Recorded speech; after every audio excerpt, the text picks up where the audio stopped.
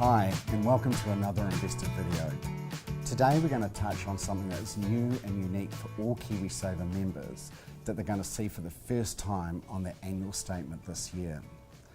As part of our recommendations of Retirement Income Policy Review, CFFC asked for government to look at and providers to assist with giving dollar fees on their annual statements. And this has been accepted, and this year, for the first time, all providers are going to have to put that figure on their statements. To help me a bit with more of the detail, I've got Gillian Boyes here from the FMA. Welcome, Gillian. How are you? So I'm really good, thank you. Great. And she's going to help us touch on some of the outcomes from this and the things that you need to be thinking about when you get your annual statement this year. So, Gillian, what will people see on their annual statement that's going to be a bit different this year? Well, they'll see a line that says total fees and it'll be a dollar amount. And as a regulator, we've set the rules around how they calculate that dollar amount, and it boils down to a percentage of your total balance. So, for example, if you've got $10,000, the average fee is around about 1.27%. So the fee you'll see is $127. Now, it varies a bit depending on who your fund manager is, because some have cheaper fees than others. So it might be as little as $53, could be as high as $174.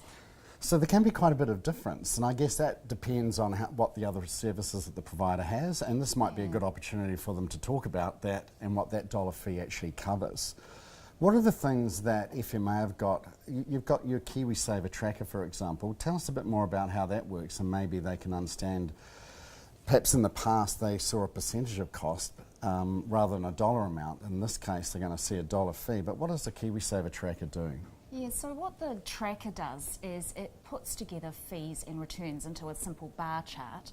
So you can see how much of your return has been eaten up by the fee, which is really helpful information to have. And then you can compare your fund. So say you're in a balanced fund, you can compare it with all the other balanced funds and see how yours rates. On that basis. On that basis. That's great. And of course, for those that have listened to us for, or me particularly, going on about this for quite a while, KiwiSaver, of course, we do have the KiwiSaver Fund Finder on our sorted website. This allows you to compare not only fees but also returns and actually some of the other services that providers offer you, and that will actually be part of the fee too, I suspect, as well. So what's FMA's view then on kind of the differences, what they should be looking at when it comes to fees? And in particular, is a lower fee better than a higher fee, or what are you getting for that? Yeah, so we've looked at it with our tracker tool information, and we've had our stats nerds go through it and do all the sort of stats nerdy thing they do. And you might think that a higher fee would equal a higher return.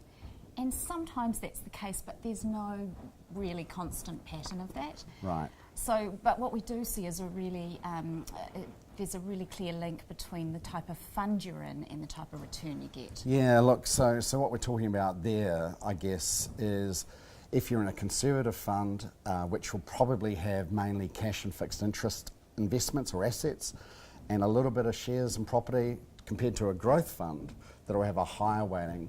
It's I guess from a technical perspective, the asset allocation is going to determine a lot of the return before the management of that money. Is that what we're saying? Yeah. So often, but not always, usually if you're in a conservative fund, your fees are a bit lower because there's less work for the manager to do.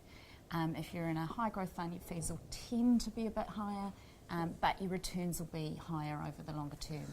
You make a really good point, Gillian, around for everyone to get this dollar fee now, that gives them a sense of what they're actually paying for. A bit like when they get their power bill, I guess. But this is a bit different because the way the fees are calculated, it's not a flat fee, is it? It is, or what you use. It's actually based on your investment size. Yeah, so it's a percentage of the amount that you've got invested. So we talked before about it, about $127 for the $10,000 investment. If your investment's as high as, say, $50,000, then the fee you're going to see is something like $635. So it'll be a much bigger amount. So it's really important that you kind of look at that percentage figure, and we've suggested to providers that they give you that, because once you've got that percentage, you can use tools like our tracker and your fund Yes. finder to start comparing where your percentage sits compared to other fund percentages. So yeah, instead of looking at the dollar, because that's going to be determined on the balance, you'll be able to look like for like on the percentage basis. Well, let's hope all providers start working on that basis as well. Yeah. I guess the big point that from the Commission's perspective we want to touch on around this as well is don't just look at the dollar fee as one of the prerequisites about what fund provider or choice you should be making. There's some three elements that are hugely important first about getting the best out of your KiwiSaver. The first is obviously making contributions on a regular basis. If you're not saving any money, it doesn't matter how much the fees are, you're going to have a pretty poor retirement. And I know it's challenging and there will be times where you can't, but making regular contributions makes such a big difference. The next thing is making sure you're in the right fund. And I think from the FMA's report as of last year, there's still a high percentage of people still in the default fund, which is a conservative fund, which might be right for some, but probably needs a bit of work. So getting in the right fund that's for your circumstances is really important.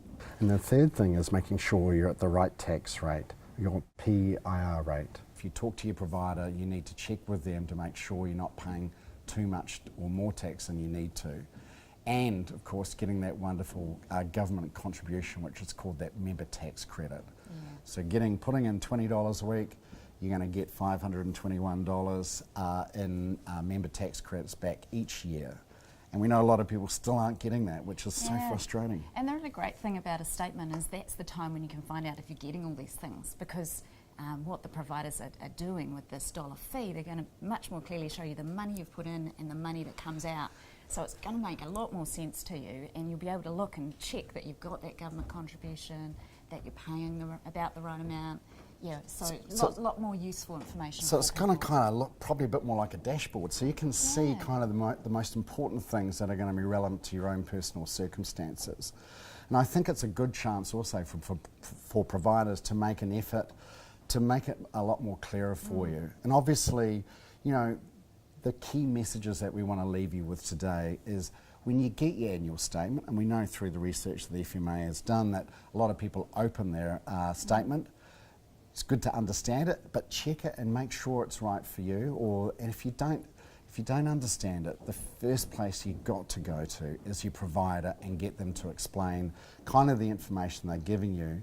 But more importantly, if you've got questions around the fees and what the services are providing are and how that money's managed, I think will make a big difference. So I think on that note, is there any last messages or thoughts you want to give to our viewers today, Gillian? No, really just use this time to be your annual checkup on your KiwiSaver.